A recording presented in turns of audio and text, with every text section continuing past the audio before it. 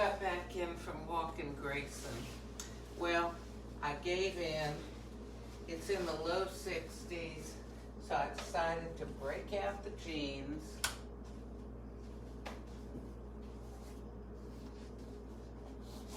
Putting on my flip-flops. I wear those in the house.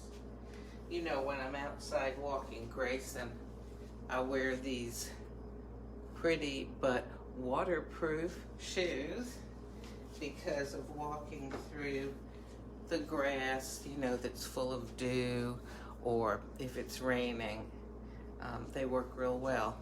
So, speaking of shoes, I wanted to share something with you that, I have so many things I could share. I don't know where to start, but let me start by getting a cup of coffee ready. Let's see here. Oh, you know what? Ran the dishwasher last night. Why don't I get something out of there to use? And then that way, here's a nice big mug. Looks like it didn't get clean. Into the sink it goes. But that way I'll have less to empty out later. Okay, how about this recipe glass? That looks okay. We've got really hard water where I live. It has a lot of mineral content, and sometimes the dishwasher doesn't do the best job on things. Sometimes maybe I could rinse things a little bit better.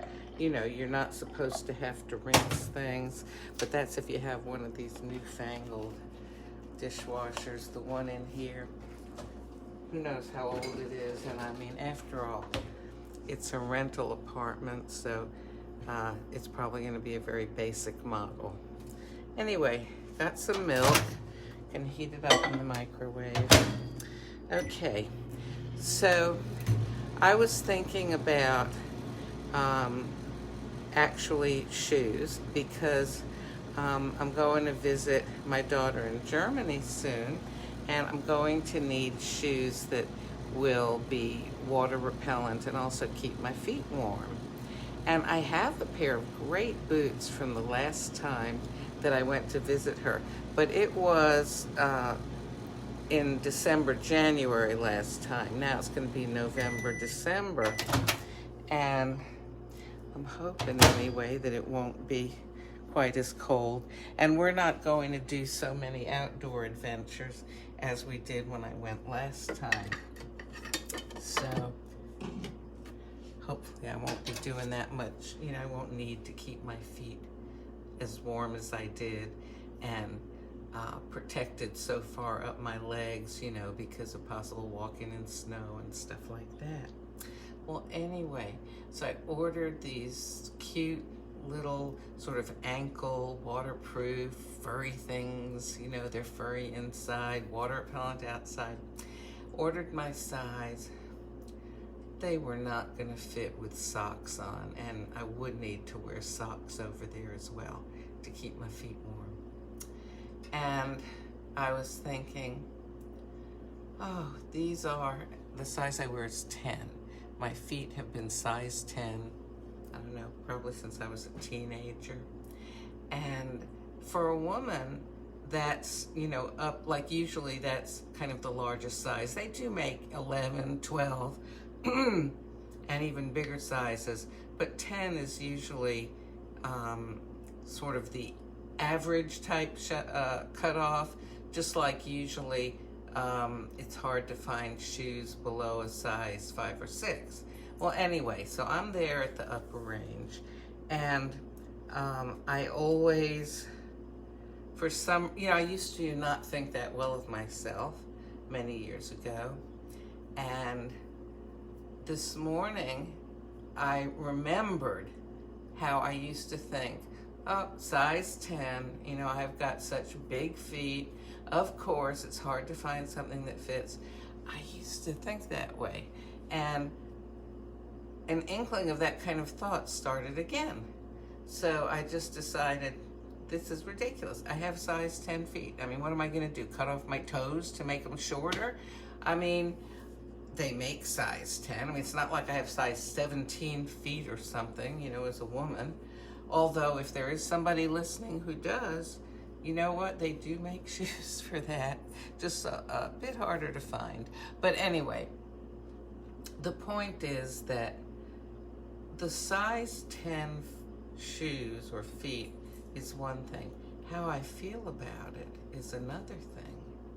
And we attach feelings. I get this coffee started. I need to put some coffee in here, right? We attach feelings to things that don't need feelings attached to them. It is a fact that I have size 10 feet. There are some people who may feel wonderful they have that size, or they may feel terrible, or they might not feel any way at all about the size shoe that they wear. But somewhere along the way, as we're growing up, we make decisions or are sort of made to feel that certain things about us are not okay. And very often, we just sort of keep those feelings with us as life goes on. I'm going to tell you about something. Let's see. I think I'll make a cup of Audacio this morning because it's a happy color. I like that color.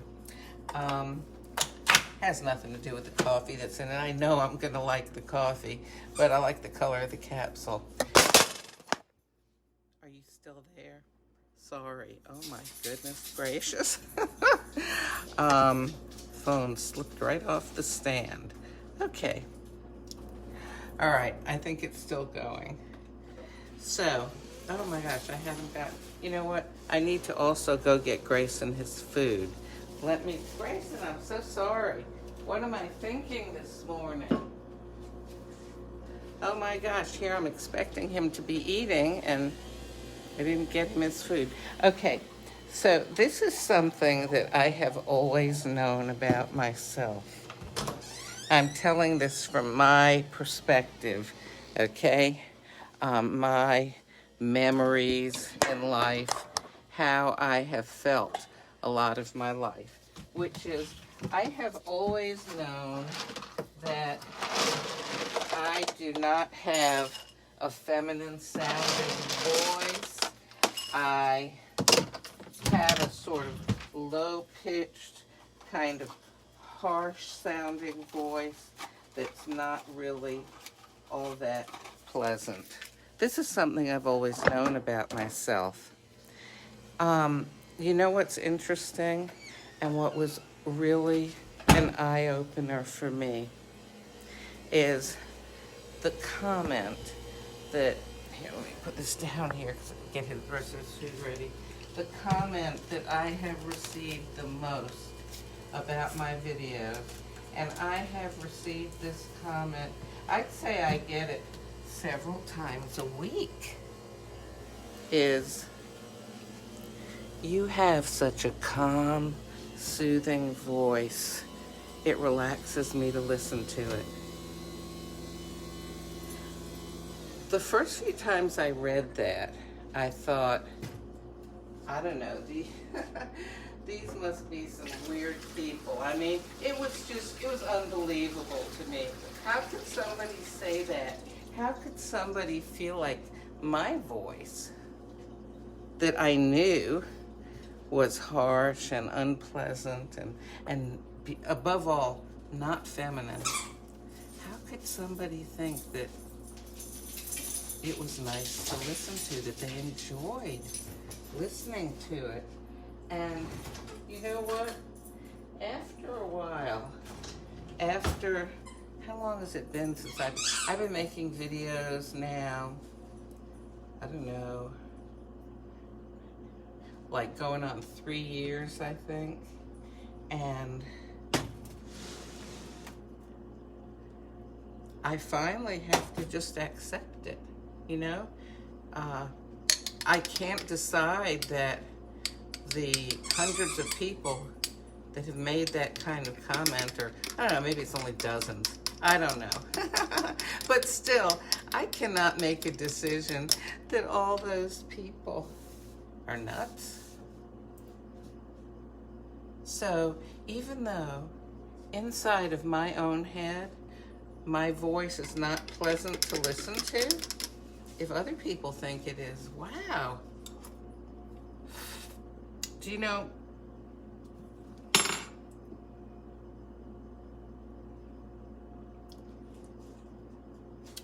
think I'm gonna put a little skinny syrup in it.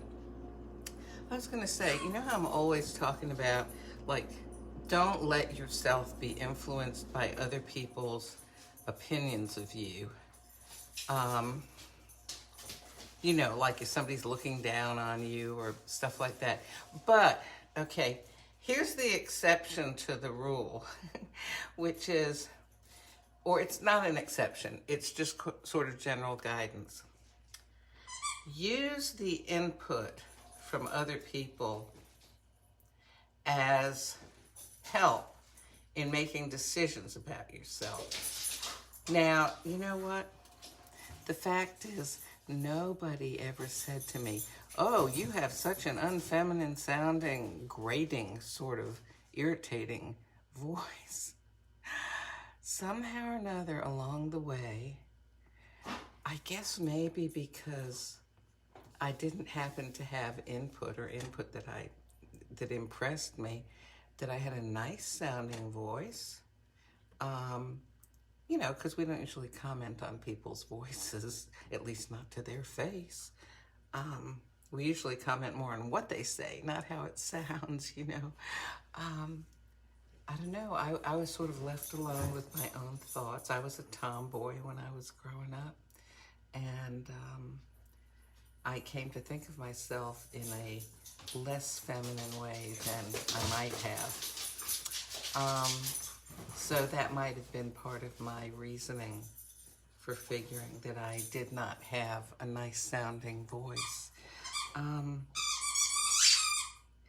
The reason I'm sharing this is sometimes it's good to think about sort of automatic thoughts. You know, like I was sharing about the shoes. Of course, you know, it's going to be hard for me to find shoes. I need to not think that. That reinforces a negative view, a negative feeling about something that really shouldn't have a feeling associated with it at all. You know, like let's say that you, I don't know, what's a good example? Let's say that you have, oh, hey, here's a great one, all right? When I was a teenager, you know, my hair is curly, and it's very, very curly, especially when I was younger and it was much thicker. But you know what?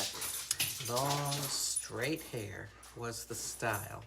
And as teenagers will, you know, they are very influenced by what the style is at the time. And I used to have my mother iron my hair. You know, I would bend over near the ironing board. I had long hair, and we'd brush it out over the ironing board, and she'd use the iron that you use to iron clothes to iron it straight. And then I used to use these big, gigantic rollers in my hair. You know, and after I'd wash it, I'd roll it up on these rollers that were as big as soup cans and let it dry that way. And, you know, it would be kind of straight. It wouldn't be curly anymore anyway. Then, of course, later on when the afro became the style, I was right there. I naturally had that kind of hair. But anyway, it's so easy to develop, without even realizing it, feelings. Grayson, go eat your breakfast. To develop feelings, negative feelings about yourself and not even realize it. So I'm saying, if something comes to mind that's negative or positive, you know, think to yourself, especially if it's negative, is this something that needs to have a feeling attached to it? Do I need to have a feeling over what size shoe I wear, how tall I am, Whether I have curly or straight hair, of course there's things you can do with hair, right, that you can't do with feet or with your height. Well, you could wear, shoes with lifts or high heels, but, that only goes so far. The point is that you may not be happy for whatever reason with some physical attribute that you have, but you do need to make peace with that and not dwell on it as a continuing negative thought, because it's just going to make you miserable. It's going to make your life miserable. Oh, hey, here's some cinnamon dolce syrup. Cinnamon dolce skinny syrup. Have we all learned to read backwards better now that people use the phones and you never know which way they're going to face? I have. Anyhow, so whenever I have a thought come into my head now that I don't have, that there's something wrong with my voice,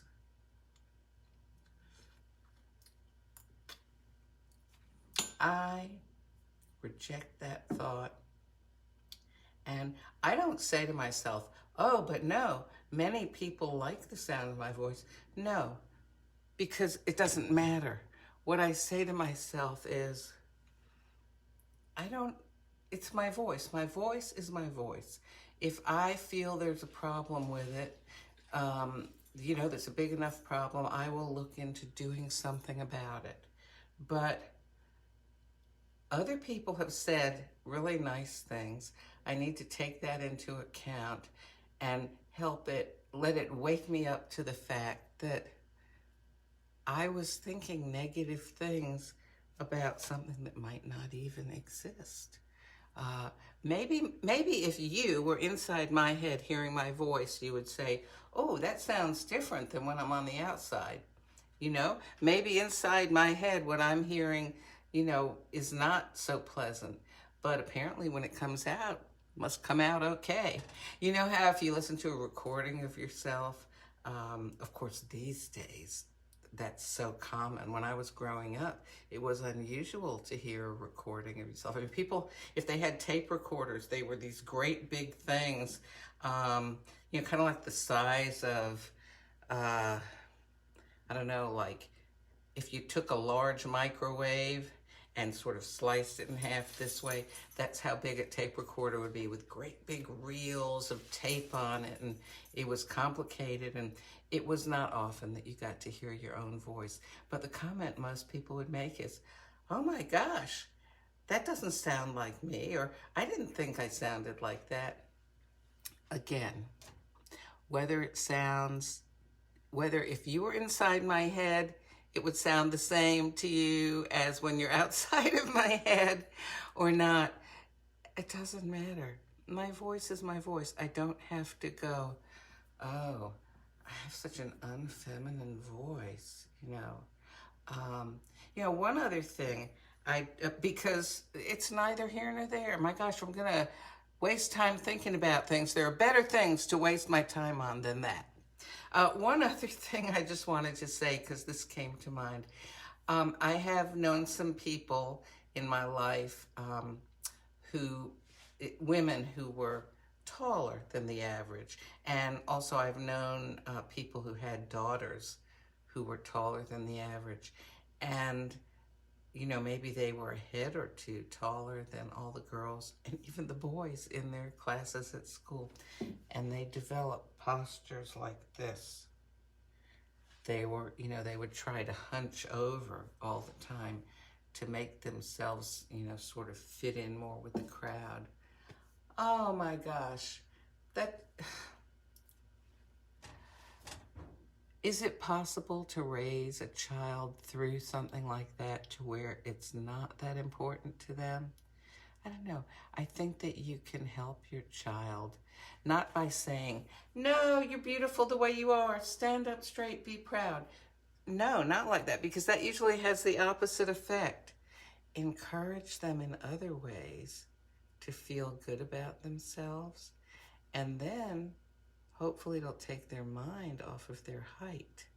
Because, you know, then, like in that particular example, what happens to a lot of girls is they end up, you know, sort of, it's very difficult for them to learn to stand up straight, you know, shoulders back and head up, because things just sort of start growing that way. Their muscles get accustomed to hunching, you know, hunching them forward, much like people who do desk work a lot, and they end up having back problems because, you know, everything sort of tightens up. I mean, that's a thing. Anyway, you know, that's one of the reasons they make those posture aids and everything that you put on that help you hold your shoulders back. Or I once got one of those little buzzer things that if you hunched forward, it vibrated to let you know, oh, you know, sit up straight or stand up straight. Oh, I sent it back. Anyway, I'm babbling on and on here. And meanwhile, my coffee's cooling off. Cinnamon dolce. It's nice for a chilly morning. All right. Here is the point. I'm going to sum it up. Okay? We all have certain self-images. In other words, images of ourselves, what we think about ourselves, what we feel about ourselves.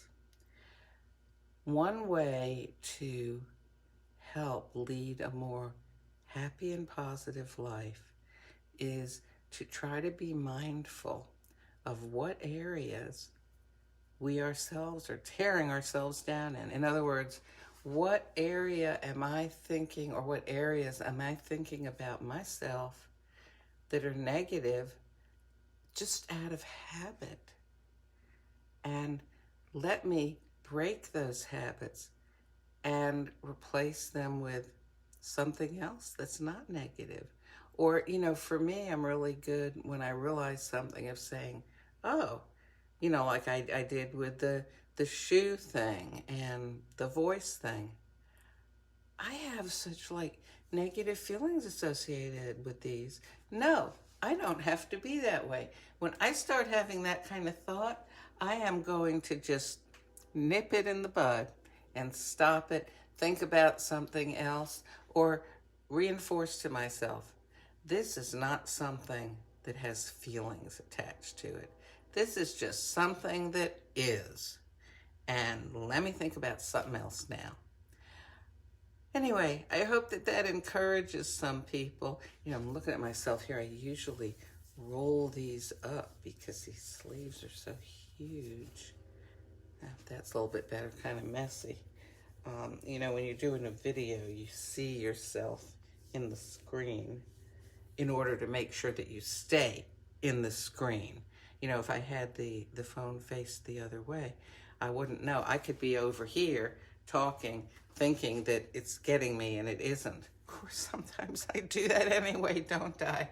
But anyhow, listen, I hope that you have a really nice day, that you can find some ways to make your life more positive and uplifting and happier because of ways that you change your own thoughts. Take control over the things that are within your power. Don't worry about the stuff that's not under your control.